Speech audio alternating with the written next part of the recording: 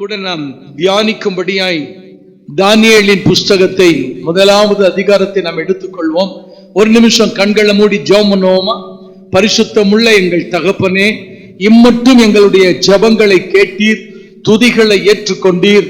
ஆண்டவரே, ஆராதனையை அங்கீகரித்தீர், ஆனந்த பலிகளை செலுத்தினோம், எங்கள் கைகளை உயர்த்தி அந்தி பலிகளை செலுத்தி இருக்கிறோம். ஏசப்பா தகப்பனே, உமக்கு ஸ்தோத்திரம். எங்களோடு பேசும், எங்களோடு இடைப்படும், எங்களுக்கு கர்த்தாவே எங்கள் மத்தியில அசைவாடுவீர். இயேசு கிறிஸ்துவின் நாமத்தில் தாழ்த்தி செபிக்கிறோம் எங்கள் ஜீவனுள்ள நல்ல பிதாவே, ஆமென்.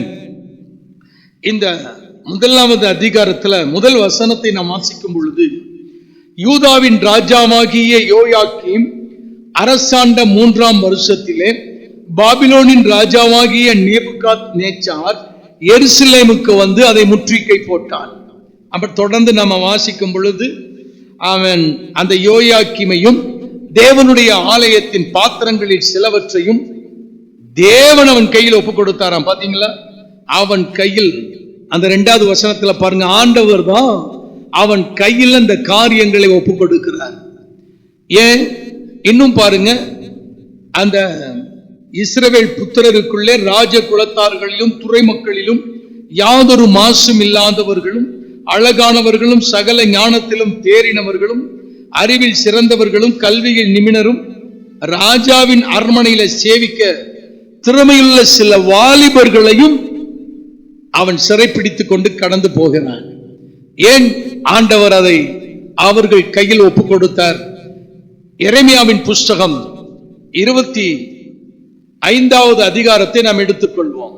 எரேமியாவின் புஸ்தகம் 25வது அதிகாரம், அந்த 1வது வசனத்தில் இருந்து நாம் வாசித்து பார்க்கும் பொழுது, யூதாவின் ஜனம் அனைத்தையும் குறித்து இந்த யோயாக்கீமினுடைய காலத்துல எரேமியா தீர்க்கதரிசி சில தீர்க்க தரிசனங்களை உரைக்கிறார்.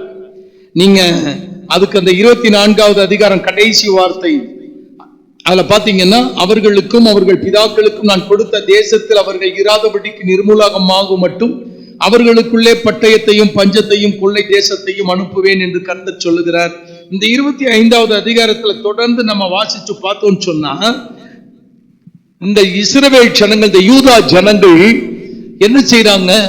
அந்நிய தேவர்களை பணிந்து கொள்ளுகிறார்கள், விக்கிரகங்களை வணங்குகிறார்கள், விக்கிரகங்களை உண்டாக்கி அவைகளை சேவிக்கிறார்கள், கர்த்தரை மறந்து போனார்கள். ஆகவே தேவன் தம்முடைய ஜனங்களை தீர்க்க தரிசிகளை அனுப்பி எச்சரிக்கிறார்.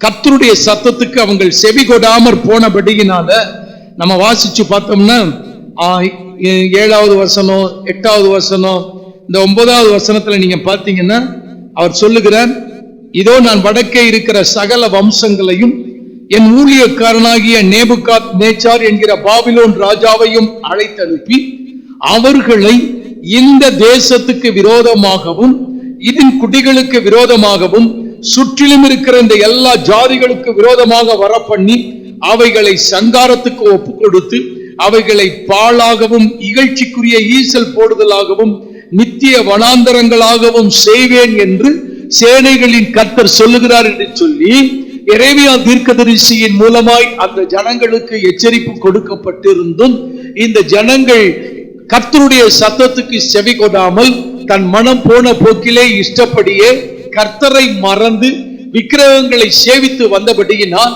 கர்த்தருடைய கோபம் பாருங்க, இந்த ஜனங்களை அந்த நேபுகாத்நேச்சாருடைய கையில ஆண்டவர் ஒப்பு கொடுக்கிறார். இதுலதான் இந்த தானியேலுடைய முதல் அதிகாரத்துல நம்ம வாசித்து பார்க்கிற காரியங்கள்.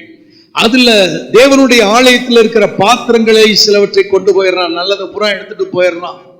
ராஜ குலத்தார்கள்ல சில வாலிபர்களையும் கொண்டு போறான். அவன் எப்படிப்பட்ட தகுதியில பாருங்க, நல்ல அழகா வாட்ட சாட்டமா ஞானம் உள்ளவங்களா அறிவு உள்ளவங்களா அப்படி சிறைப்பிடிக்கப்பட்டு போனவர்களில் தான் இந்த தானியேல் தீர்க்கதரிசியும் ஒருவர். சரி, நான் இன்னைக்கு நாம் தியானிக்க வேண்டிய ஒரு காரியத்தை மாத்திரம் நான் தியானிக்க போகிறோம். தானியேல் சிறைப்பிடிக்கப்பட்டு போன பொழுது தானியேல் எப்படிப்பட்டவனாய் இருந்தான்? இந்த நேபுகாத்நேச்சார் இந்த தேசத்துக்கு எருசலேமுக்கு விரோதமாய் யுத்தம் பண்ணி விக்கிரகங்களை சேவிக்கிறவர்களை அவன் நிர்மூலமாக்கி இப்படி எல்லா காரியங்களையும் செய்த பொழுது இந்த தானியேலும் ஏன் சிறைப்பிடிக்கப்பட்டு போக வேண்டும்? நம்ம அதுல பார்க்கிறோம், தானியேலுடைய ஜப கூட்டாளிகள் சாத்ராக், மேஷாக், ஆபேத்நேகோ இவங்களை எல்லாருமே சிறைப்பிடிக்கப்பட்டு போகிறார்கள். அந்நிய தேசத்துல அடிமைகளாக, ராஜாவுடைய வீட்டு வேலைக்காரர்களாக. இந்த தானியேல் யார்? ராஜகுலம். பாருங்களேன், யாரு? ராஜகுலத்தார், அரச குடும்பத்தை சார்ந்தவன் இந்த தானியேல்.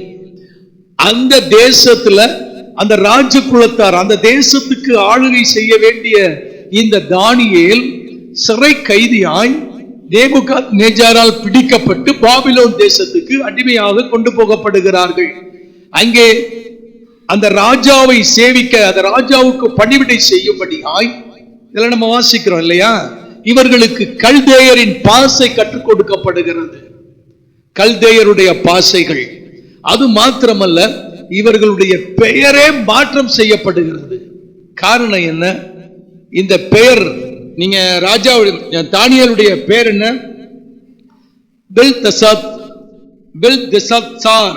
அந்த 7வது வசனத்துல வாசிக்கிறோம், பிரதானிகளின் தலைவன் தானியேலுக்கு பெல்தெசாத்சார் என்றும், அனனியாவுக்கு சாத்ராக் என்றும், மீஷாவேலுக்கு மேசாக் என்றும், ஆபேத்நேகோவுக்கு பாருங்க அசரியாவுக்கு ஆபேத்நேகோ என்றும் மறுபெயரிட்டான்.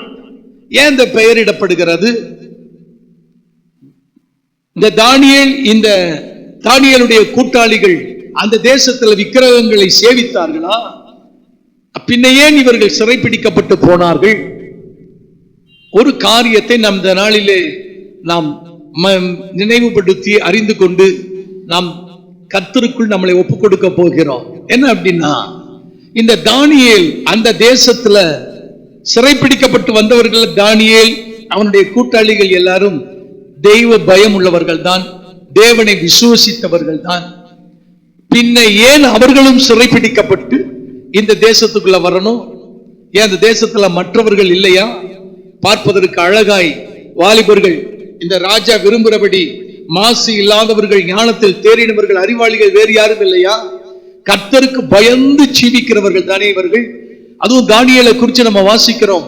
தானியேல் தன்னுடைய தேசத்தின் மேல் பற்றுதல் உள்ளவன், தேவன் மேல் விசுவாசம் உள்ளவன்.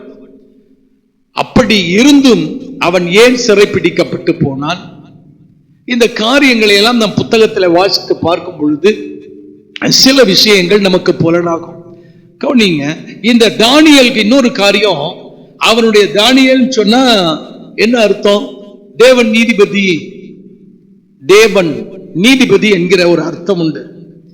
அனனியா அப்படின்னா யெகோவாவுடைய ஈவு, மீஷாவேல்னா தேவனை போன்று இருக்கிறவன், அசரியானா யெகோவாவின் உதவி பெறுபவன். இப்படி பேர் அவனுக்கு பெயரிடப்பட்டிருந்து இந்த கல்தேய தேசத்துக்குள்ள வந்த பிறகு அவனுக்கு பிரதானிகளின் தலைவன் என்ன பெயர் இடுகிறான்? தானியேலுக்கு பெல்தெசாத்சார் என்கிற பெயரை இடுகிறான்.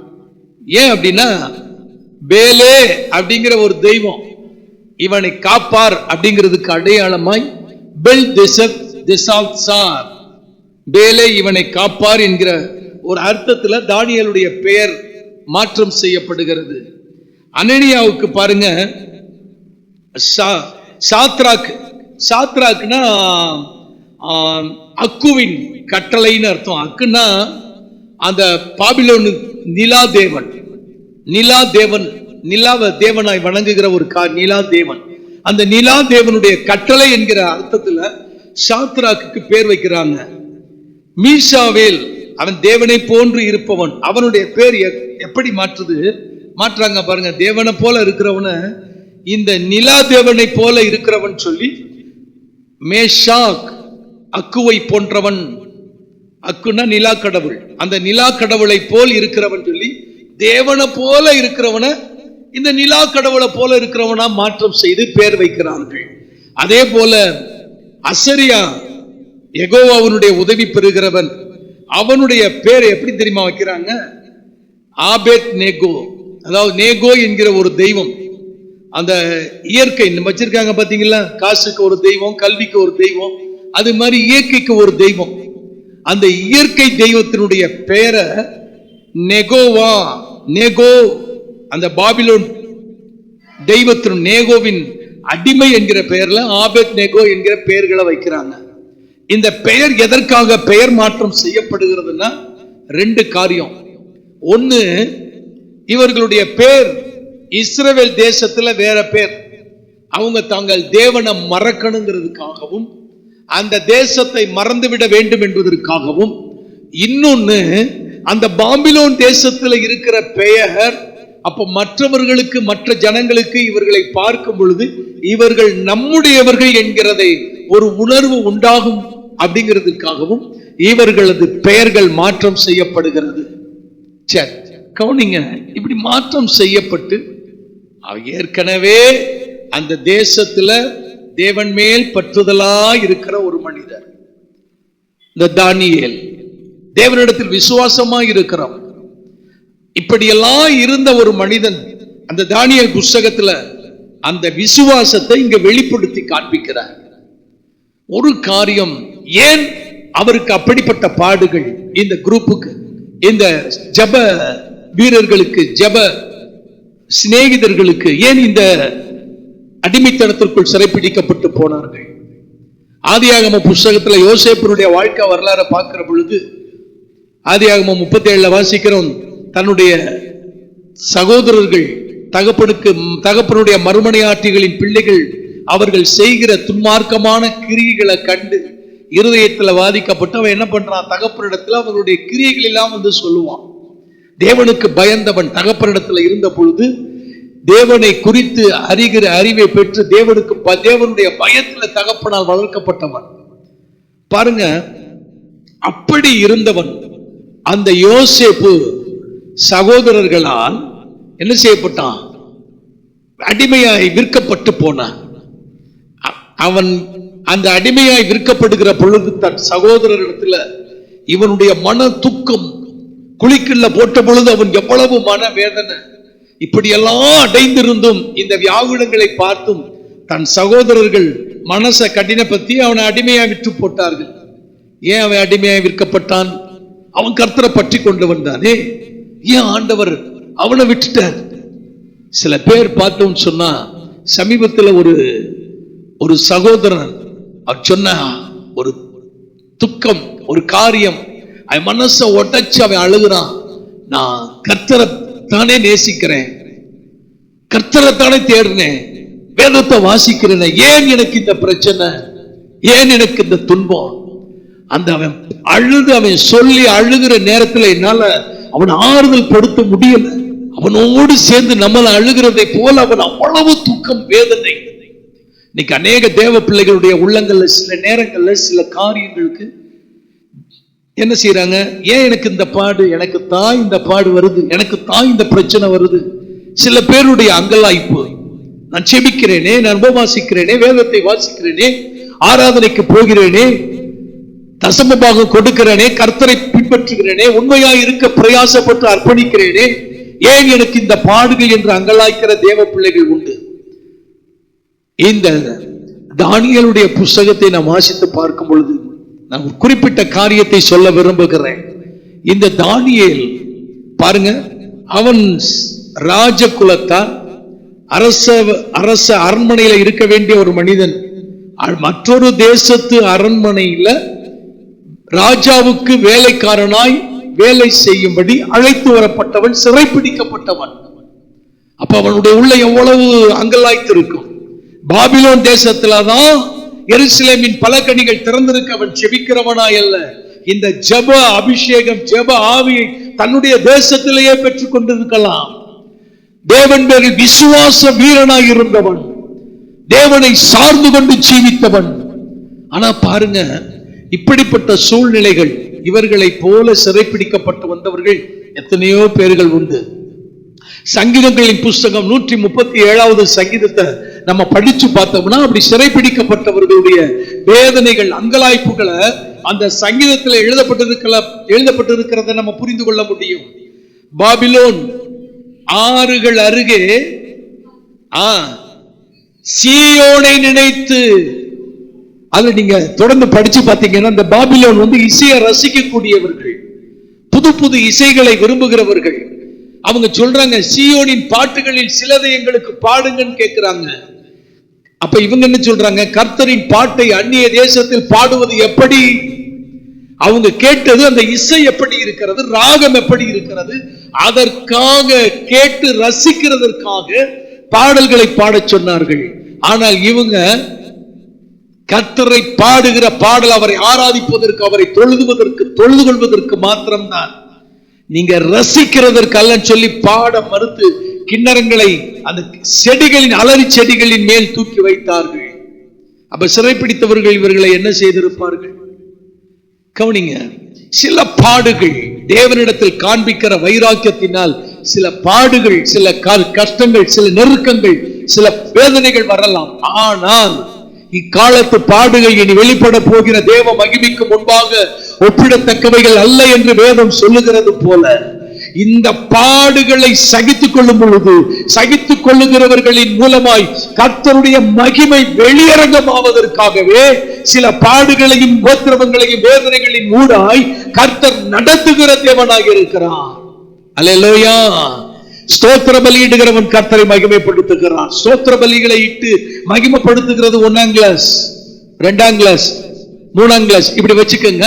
அடுத்தவர்களுக்கு டிராக்ஸ் கொடுத்து, நான் இது 1ஆம் கிளாஸ் 2ஆம் கிளாஸ் இல்லை, இதெல்லாம் மேன்மையான காரியம், சும்மா புரிகிறதற்காக சொல்லுகிறேன்.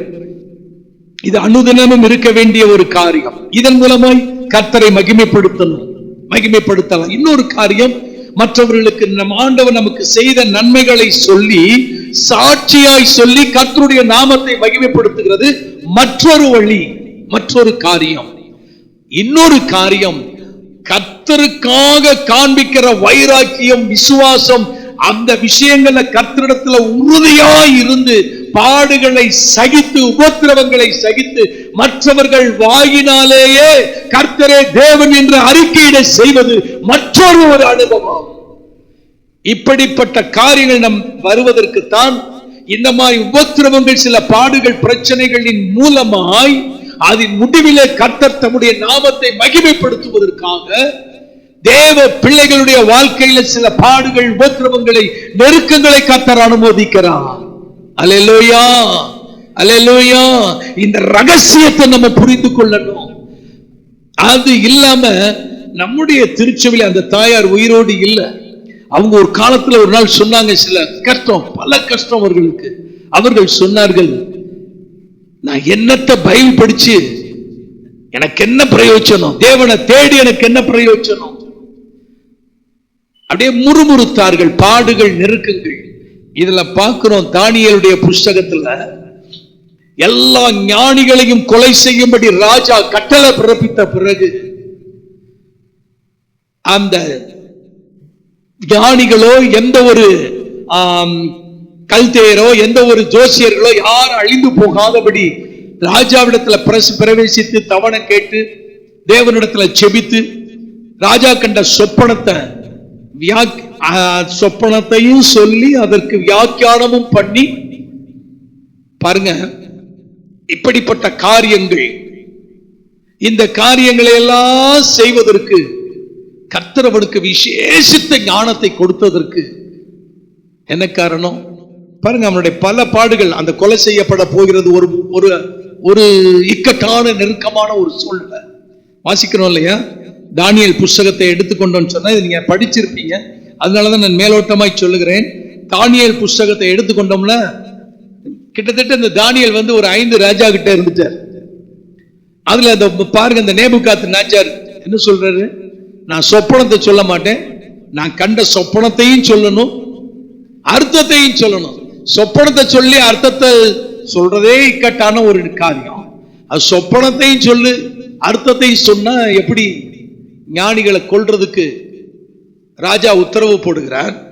அதுல பாருங்க, இந்த தானியேல் தேவனிடத்துல ஜபம் பண்ணி, கூட்டாளிகளிடத்துல அறிவிச்சு ஜபம் பண்ணி அந்த வெளிப்பாடுகளை பெற்று ராஜாவிடத்துல சொல்லி அந்த மரண தண்டனைகளுக்கு தான் மட்டும் இல்ல, தன் கூட்டாளிகள் மட்டுமல்ல, அந்த தேசத்தில் இருக்கக்கூடிய எல்லா ஞானிகளையும் தப்புவிக்க அவன் காரணமாய் இருந்தான். அவனுடைய பாடுகளை பாருங்களேன். அவன் படுகிற பாட்டு, அவன் பட்ட பாடுகள் தன்னுக்கு மாத்திரமல்ல, தன்னுடைய குடும்பத்திற்கு, தன்னுடைய சிநேகிதர்களுக்கு மாத்திரமல்ல, தன் தேசத்தில் இருக்கக்கூடிய சகல ஞானிகளுக்கும் அவன் ஆசீர்வாதமாய் இருந்தான். அதே போலதான் நம்முடைய வாழ்க்கையில வருகிற பாடுகள் தனிப்பட்ட ஒரு ஆசீர்வாதத்தை சுதந்திரிப்பதற்கு மாத்திரமல்ல, குடும்பத்திற்குரிய ஆசீர்வாதத்தை சுதந்திரிப்பதற்கு மாத்திரமல்ல, ஆண்டவர் சொன்னது மாதிரி பட்டணத்துக்கு, தேசத்துக்கு ஆசீர்வாதமா இருக்கத்தான் கர்த்தர் சில பாடுகளின் ஊடாய் நடத்தி ஆண்டவர் தன்னுடைய நாமத்தை மகிமைப்படுத்த விரும்புகிறார். வேத வசனம் சொல்லுகிறது என்ன? சோதனையை சகிக்கிற மனுஷன் தாங்கக்கூடாத சோதனைக்கு யாரையும் கர்த்தர் என்ன செய்யறது கிடையாது. ஆண்டுடைய வசனமே சொல்லுகிறது, பாடுகளுக்கு சோதனைகளுக்கு உட்படுத்துவது கிடையாது. சரி, இதுல நம்ம வாசித்து பார்க்கும் பொழுது இந்த தானியேலுடைய புஸ்தகத்துல முதல் உபத்திரவம், அவன் அங்கிருந்து சிறைப்பிடிக்கப்பட்டு வருகிறான். இரண்டாவது காரியம்தான் இந்த இரண்டாவது அதிகாரத்துல என்ன செய்யறாங்க, சொப்பனத்தையும் சொல்லு அர்த்தத்தையும் சொல்லுகிற ஒரு கட்டாயமான ஒரு நிலைமை. கல்தேயர் சொல்லுகிறார்கள், வாசிங்க 11வது வசனத்துல, ராஜா கேட்கிற காரியம் மிகவும் அருமையானது, மாம்சமாய் இருக்கிறவர்களோடு வாசம் பண்ணாத தேவர்களை ஒழிய ராஜ சமூகத்தில் அதை அறிவிக்கத்தக்கவர் யாரும் இல்லைங்கிறான். அதான் சொல்றான், மனுஷர்களிடத்துல வாசம் பண்ணாம தள்ளி நிற்கக்கூடிய வாசம் பண்ணாத தேவன் யாரோ, மனுஷ வாடையே அடிக்காத தேவன் யாரோ, அவங்கதான் இந்த சொப்பனத்துக்கு அர்த்தம் சொல்ல முடியும் சொல்றாங்க. ஆனா பாருங்க, ஜீவனுள்ள தேவனிடத்துல, பரலோகத்தில் வாசமாக இருக்கிறவர், நம் நடுவில உலாவுகிற அந்த தேவனிடத்தில் அவர் செபித்து அதுக்கு நேர மனுஷர்களிடத்துல, மனுஷர்களோட கூட இருக்கிற வாசம் பண்ணுகிற தேவாதி தேவன் இந்த சொப்பனத்தையும் அதன் அர்த்தத்தையும் அறிவிக்க அவர் வல்லவர் என்று சொல்லி அவன் செய்கிற காரியத்தை அவன் ராஜாவிடத்துல வெளிப்படுத்தி, இந்த சொப்பனத்தை வெளிப்படுத்தி பாருங்களேன். அந்த இந்த அதிகாரம் 29வது வசனத்திலிருந்து அவர் சொல்றார், இந்த காரியம் எல்லாம் சொல்றார். சொன்னா நடக்கிற காரியம் என்ன? அந்த 2வது அதிகாரத்தின் 47வது வசனத்திலிருந்து நம்ம படிச்சு பார்த்தோம் சொன்னா, ராஜா தானியேலை நோக்கி, நீ இந்த மறைபொருளை வெளிப்படுத்தினபடியினால் மெய்யாய் உங்கள் தேவனே தேவர்களுக்கு தேவனும் ராஜாக்களுக்கு ஆண்டவரும் மறைபொருள்களை வெளிப்படுத்துகிறவருமாய் இருக்கிறார் என்றான். ராஜாவே அறிவிக்கிறான், அவர்தான் தேவாதி தேவன், மெய்யாகவே அவர்தான் எல்லா தேவர்களுக்கும் தேவன், ராஜாக்களுக்கு ஆண்டவர் என்று சொல்லி கர்த்தர் அவனே மகிமைப்படுத்துகிறான். அவனை மகிமைப்படுத்துகிறான். இந்த வார்த்தை அவன் அறிக்கை இடுவதற்கு முன்பதாக அவன் பட்ட உபத்திரவங்கள் 1-2 காரியத்துல நம்ம படிச்சு பார்த்தோம்னு சொன்னா, அந்த 2வது அதிகாரத்துல 13வது வசனத்துல பாத்தீங்கன்னா, தானியேலையும் அவன் தோழரையும் கொலை செய்ய தேடுறாங்க. எத்தனை பேர் இருக்கிறான்? அவனையும் சில பேரை கொல்றாங்க, அதுலயும் விசேஷமா இவர்களை கொலை செய்ய தேடுகிறார்கள். ஞானிகளையும் பாருங்க, தானியேலையும் அவன். அப்ப இவங்க என்ன செஞ்சிருப்பாங்க? அவர்களுடைய பார்வைக்கு மறைவாய் ஓடி ஒளிய எவ்வளவு கஷ்டப்பட்டு இருப்பாங்க. கொஞ்சம் யோசிச்சு பார்க்கணும். கொலை செய்ய தேடுகிறவர்களுக்கு தப்பித்துக் கொள்வதற்கு இவர்கள் எவ்வளவாய் பிரயாசப்பட்டிருக்கணும், எவ்வளவாய் அந்த பயத்தோடு அந்த திகிலோடு நம்ம தேசத்தை விட்டு இவ்வளவு தூரம் வந்திருந்து இந்த தேசத்துல நம்ம கொல்லப்பட வேண்டுமா என்று சொல்லி பயத்தோடு அங்கலாய்த்து ஓடி ஒளிந்து மறைந்து. ஆனாலும் கர்த்தர் அது நடுவிலே அந்த வசனத்துல படிச்சு பாத்தீங்கன்னா, யாரு தேவன் 15வது வசனத்துல படிச்சு, இத்தனை அவசரமாய் பிறந்ததற்கு காரணம் என்னவென்று ஆரியோகினிடத்தில் கேட்டான். அப்பொழுது ஆரியோகு தானியேலுக்கு சில இந்த ஆரியோகு போன்ற மனிதர்களிடத்துல ஆண்டவர் தானியேலுக்கு கண்கள்ல கிருபை கிடைக்க செய்தார். ஒரு காரியத்தை நம்ம நல்லா புரிஞ்சுக்கணும். கர்த்தருடைய பிள்ளைகளுக்கு பாடுகள் உபத்திரவங்கள் வந்தாலும் அது தப்பித்துக் கொள்ளும்படியான போக்கை ஆண்டவர் உண்டு பண்ணுகிற தேவனாய் இருக்கிறார். ஆமென். அல்லேலூயா. அதனால பாடுகள், உபத்திரவங்கள், இந்த சூழ்நிலைகள்ல நம்ம சோர்ந்து போய்விடக் கூடாது. பாருங்க, தானியேல் அவர்கள் அந்த காரியத்தை அறிஞ்ச உடனே ராஜாவின் இடத்துல போய் எனக்கு தவணை வேணும் சொல்லி புத்தியாய் போய் கேட்கிறான். ராஜா அனுமதிக்கிறான். கூட்டாளிகளுக்கு தகவலை தெரிவிக்கிறான். கூடி செபிக்கிறார்கள். காரியம் வெளிப்படுத்தப்படுகிறது. இவன்கள் மாத்திரமல்ல, அந்த தேசத்தில் இருக்கிற மற்ற ஞானிகளும் தப்புவிக்கப்படுகிறார்கள். ராஜா தவணை கொடுத்த பொழுது எந்த ஞானிகளும் கொலை செய்யப்படக்கூடாது என்கிற அந்த காரியத்தை, கொலை செய்ய வேண்டும் என்கிற காரியத்தை நிறுத்தி வச்சு, அதன் பிறகு இவன் அர்த்தத்தை சொன்ன உடனே அதை பூரம் அவன் ரத்து செய்திருக்கிறான். அல்லேலூயா. சரி, இது ஒரு உபத்திரவம். அடுத்து பாருங்க, இந்த சாத்ராக், மேஷாக், ஆபேத்நேகோ இவங்களை பார்த்தீங்கன்னு சொன்னா முதல் காரியம் அவர்களுக்கு முடிந்தது. இந்த விஷயத்துல இந்த ராஜாவை பாருங்க, ஆண்டவரை இவன் என்ன சொல்றான், தேவர்களுக்கெல்லாம் தேவன், ராஜாக்களுக்கெல்லாம் ஆண்டவன் சொல்லிட்டு ஒரு சிலையை செய்யறான். சிலையை செஞ்சு இந்த எல்லாரும் வந்து இதுக்கு முன்னாடி பணியணுங்கிறான். அப்ப என்ன ஆகுது, பணியாதவர்கள் மேல் கடும் கோபம் கொண்டு, அதை நம்ம வாசிக்கிறோம் இல்லையா, அதுல அவங்க விசுவாசத்தை செயல்ல காட்டிடுறாங்க. எங்கள் ஆண்டவர் தப்புவிக்க வல்லவர், தப்புவிக்காமற் போனாலும் நீங்க செய்யத்தக்க இதை நாங்க என்ன செய்ய மாட்டோம், வணங்க மாட்டோம் சொல்றாங்க. கடைசியில கர்த்தர் அவர்களோடு கூட இருந்தத, அந்த அக்கினியில உலாவிக் கொண்டிருக்கிறத பார்த்து இந்த ராஜா என்ன சொல்றான் பாருங்க. 3வது அதிகாரம் 29வது வசனத்துல, சாத்ராக், மேஷாக், ஆபேத்நேகோ என்பவர்களுடைய தேவனுக்கு விரோதமாக தூஷண வார்த்தையை சொல்லுகிற எந்த ஜனத்தானும், எந்த ஜாதியானும், எந்த பாஷைக்காரனும் துண்டித்து போட கடவன். அவன் வீடு எருக்களமாக்கப்படும் என்று என்னாலே தீர்மானிக்கப்படுகிறது. இவ்விதமாய் ரட்சிக்கத்தக்க தேவன் வேறொருவரும் இல்லை என்றான். அடுத்து பாருங்க, இந்த சாத்ராக், மேஷாக் என்பவர்களை பாபிலோன்ல உயர்த்துகிறான். தேவன் தான் பெரியவர்னு ஜனங்களுக்கு அறிவிக்கிறான். யாரும் தேவனை தூசிக்க கூடாதுன்னு சொல்றான். இவர்களையும் அந்தஸ்துல உயர்த்துகிறார். இதுக்கெல்லாம் காரணம் என்ன, இந்த உபத்திரவத்தில் அவங்க தடுமாறினாலும், அதாவது தடுமாறினா என்ன, அவர்கள் இந்த பாடுகளை சகித்துக் கொண்டு அதுல நாங்க வணங்க மாட்டோம் சொல்லி உறுதியாய் நின்றாலும் அவங்க உள்ள முதல்ல கலங்கி இருக்கலாம். ஆனாலும் விசுவாசத்துல தைரியமாய் வார்த்தைகளை அறிக்கையிட்டாங்க. எதை குறிச்சும் பயப்படல. அப்புறம் அவங்க பாருங்க, 10 மடங்கு தீச்சுளை, அந்த எரிகிற அக்கினி சுவாலை 10 மடங்கு அதிகரித்தாலும் எதை கண்டும் பயப்படாம நாங்க சாகிறதுக்கு ரெடின்னு சொல்லி கர்த்தர் அர்ப்பணிச்ச. இவங்க அர்ப்பணிச்சாங்க. கர்த்தர் அவர்கள் நடுவில் இறங்கி வந்து அவர்களை விடுவித்தார். அல்லேலூயா. இதன் மூலமாய் கர்த்தருடைய நாமம் மகிமைப்பட்டதையும் பார்க்கிறோம். அவர்களுடைய நிலைகள் உயர்த்தப்பட்டதையும் பார்க்கிறோம். அதே போல தானியேலுடைய காரியம், அந்த இவன் மேல பொறாம கொண்டு இந்த தானியேல் 5 ராஜாக்கள்கிட்ட படிச்சு பார்த்தோம்னா வேலை பார்க்கிறான். இவனுடைய காரியங்கள்ல ஒரு குற்றத்தையும் என்ன செய்ய முடியல, அவனை கண்டுபிடிக்க முடியல. இவன் சமயத்திற்கு அடுத்த, இவனுடைய பக்திக்கு அடுத்த காரியத்துலதான் இவனை கண்டுபிடிக்க முடியும் சொல்லி 6வது அதிகாரம் 4, 5 இந்த வசனங்களை படிச்சு பார்த்தா புரியும். அவன்கிட்ட ஒரு குற்றமும் இல்லை, உண்மையா இருக்கிறான், ராஜாவுடைய சொற்படி செய்யறான். ஆனாலும் அவன் மேல என்ன பண்ணப்படுது, குற்றம் கண்டுபிடிக்கப்பட்டு சிங்கத்தின் கெபிக்குள்ள போடப்படுகிறான். இந்த உபத்திரவங்கள் வழியாய் அவர் நடந்தாலும் கடைசியில என்னாச்சு பாருங்க.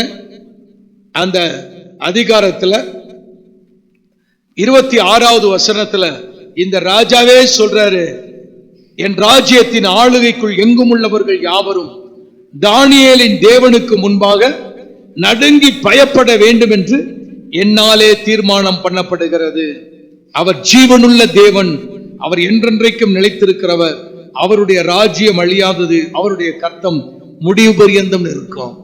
அந்நிய தேசத்திலிருந்து சிறைப்பிடிக்கப்பட்டு வந்தாலும் இந்த பாபிலோன் தேசத்துக்கு, இந்த ராஜாவிடத்துல தன்னுடைய ஜனங்களை கர்த்தர் அந்த தேசத்துக்கு ராஜாவிடத்துல ஒப்பு கொடுத்திருந்தாலும் அந்த தேசத்தில் தன்னுடைய நாமம் மகிமைப்படும்படியாய் தானியேல் போன்ற தன்னுடைய தாசர்களை கொண்டு வந்து அவர்களை உபத்திரவங்களின் ஊடாய் நடத்தி தன்னுடைய நாமத்தை மகிமைப்படுத்தி அவர்களையும் ஆண்டவர் உயர்த்தினார். அதே போலதான் யோசேப்ப சிறைப்பிடிக்கப்பட்ட அந்நிய தேசத்துக்கு போனாலும் அந்த தேசத்துல அவனையும் உயர்த்தினார். அநேக ஜனங்களுக்கு ஆசீர்வாதமாய் ஆண்டவர் வைத்தார். அல்லேலூயா. நான் முடிவாய் சொல்லுகிற ஒரு காரியம், ஆண்டவரை மகிமைப்படுத்துவதற்கு எத்தனையோ காரியங்கள் உண்டு.